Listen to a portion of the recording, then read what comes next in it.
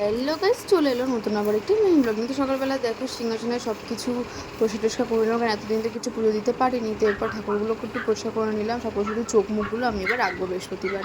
তো তারপরে পুজো দিয়ে দিলাম। দেখো কি সুন্দরও লাগছে, পরিষ্কার টরিষ্কার হয়ে গেছে। তো পুজো দিতে দিতে প্রায় অনেকটা বেলায় হয়ে গেছিলো, 1:45 প্রায় বেজে গেছিলো। তো এরপর 3 মিলে রেডি হয়ে বেরিয়ে পড়ছে, আমাদের নিমন্ত্রণ ছিল।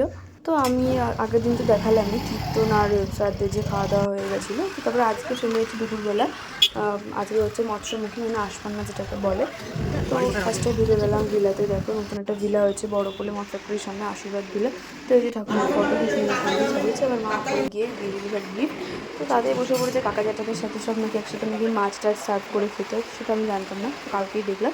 তো আমি বসে পড়েছি কাকি শাশুড়ি শাশুড়ির সাথে। তো এরপর খাওয়া দাওয়ার পর আমিও বংশ চলে গেলাম ব্যারাকপুর। তো আজকে সকালটা এভাবে কাটলাম, মানে দুপুরটায়। রাতের জন্য তো নেক্সট পার্ট আসছে। তো টাটা, সবাই দেখো।